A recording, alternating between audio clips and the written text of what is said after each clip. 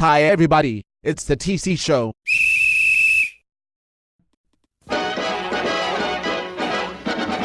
Cat, the most effectual Top Cat, whose intellectual close friends get to call him TC, providing it's with dignity. Top Cat, the indisputable leader of the gang. He's the boss, he's a bit, he's a championship, he's the most tip-top Top Cat.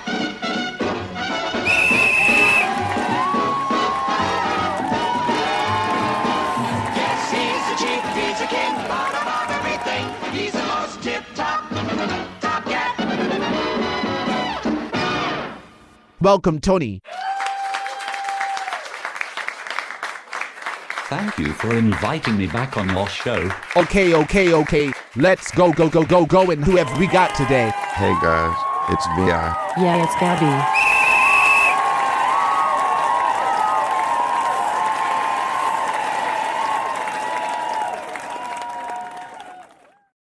Hey Gabs, you are still looking great.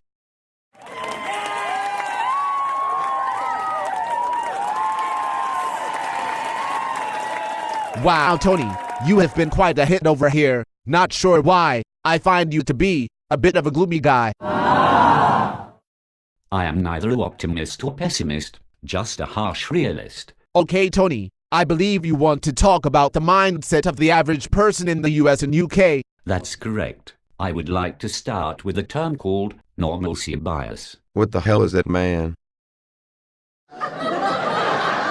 Before I explain VI, I truly wish I could be chilled out like you. But do you know what stops me? No. Reality. Unfortunately, I see things for what they really are. I see the suffering of so many people. Many people who are not suffering now have not joined up the dots, and are living in a state where ignorance is bliss. That's fine if that state could be sustained, but trust me, it can't. Reality is around the corner. Hey, can someone give me a rope? This guy is depressing me. Yeah, you are a classic example of someone suffering from normalcy bias. You come across as a carefree, chilled-out guy, and I suspect that is due to the relatively cozy, stable economic conditions you have been used to. The experiences you have had in the past, you expect to continue into the future. It will not prepare you for difficulties that lie ahead. Hurry up, get me that rope. I have a clip I would like to show you explaining normalcy bias. Normalcy bias is when people underestimate the possibility of a disaster and the possible effects of that disaster. Everything is fine today. That is our illusion. Voltaire. Normalcy bias is a direct result of people failing to question things, blindly obeying authority, or failing to apply logic to a new set of information. This ignorance is bliss mentality is so dangerous during times of upheaval as they fall into a false sense of security. This leads to no urgency to take massive dramatic action in the face of crisis. History has shown over and over again that just when things seem so peaceful, it is only because that they are so controlled. This is a natural precursor to things exploding out of control. The worst lies are the lies we tell ourselves. We live in denial of what we do and even what we think. We do this because we're afraid. Wow, Tony, that clip has made me think in a different light. I understand now that I have also been suffering from normalcy bias. Sometimes you have to step back from a situation to see what is going on. Okay, I am going to tell you this straight. We are going to enter the greatest depression ever. Hey dude, why are you trying to scare us? I am going to be honest with you, VI. I don't think I can alter your belief systems. You have not made any effort to research as to what is happening in the big wide world out there. Please do not see this as a criticism against you. You are a victim of the shallow culture that has been promoted by the mainstream media, such as Pop Idol, Big Brother, the obsession of celebrity lifestyles and other so-called reality programs. The mainstream media have dumbed you down. VI, you lack critical thinking. That may have been fine in the past, but I can assure you that it will be a problem in the future. Hey Tony, I hope you are not criticizing this show. I am pleased that you have given me an opportunity to express my views, but the show is rather superficial. It has sound bites and is designed to be entertaining. I suspect after this show very few people would make the effort to research as to what is happening in the global economy. Trust me, people need to get a grip as to what is happening. Hey dude, get your crystal ball out and tell us what is going to happen. I don't need a crystal ball. What is going to happen is a mathematical certainty. Have a look at the following clip. I have directed Secretary Connally to suspend temporarily the convertibility of the dollar into gold or other reserve assets, except in amounts and conditions determined to be in the interest of monetary stability and in the best interest of the United States. Okay, VI, you asked me what is going to happen. The dollar has been a fiat currency since 1971. That is to say, backed by nothing. It has been a vehicle to loan out far too much money into existence. The banking elite and politicians have been highly irresponsible and have committed future generations to be wage slaves.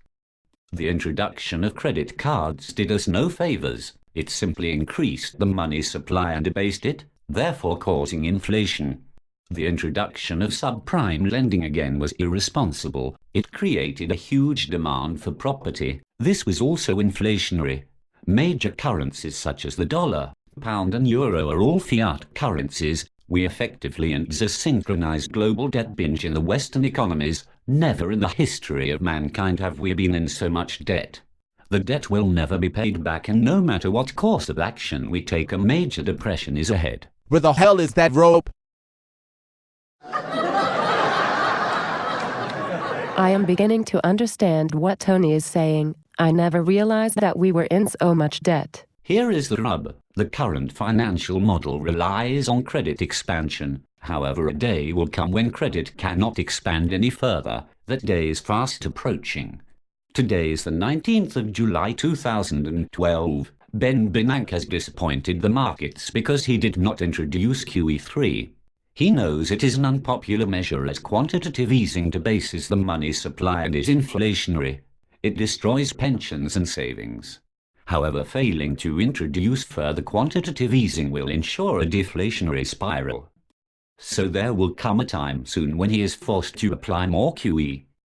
Tony, what do you think is going to happen in the future? I believe the authorities have been planning for the financial collapse and that they will be expecting major civil unrest. Have a look at the following clip.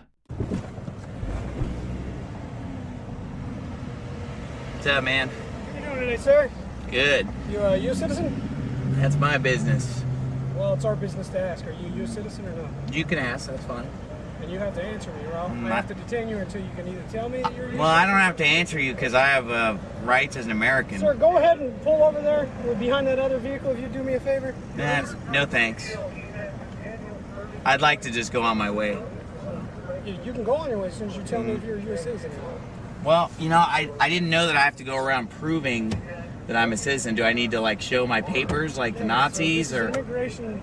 I'm not... Am I immigrating somewhere, or... Negative, but we're supposed to check on Is this everybody's Mexico, or... This is the United States. Huh? Just answer the question yes or no. Well, let me ask you this. You know, is this Nazi Germany now? I have to show my papers? Hold on a second.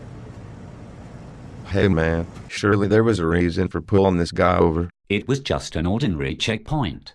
I fear that this will be just the tip of the iceberg. I suspect our freedoms will be eroded as the economic crisis deepens. The next clip shows Ron Paul talking about the National Defense Authorization Act that was signed into law on the 31st of December 2011.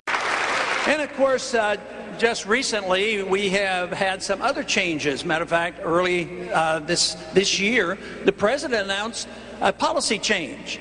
He said now that it was proper it was proper for him to have the authority to assassinate an American citizen, even if they have not been charged with anything, if he thought it was necessary.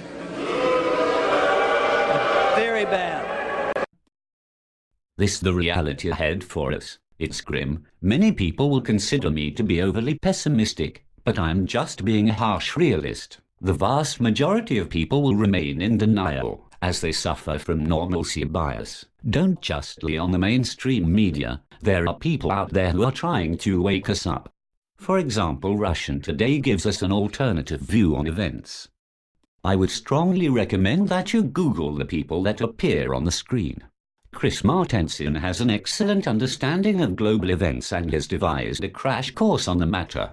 Gregory Mannarino provides daily blogs on the global economy and explains very well the broken economic model operated by the Western economies.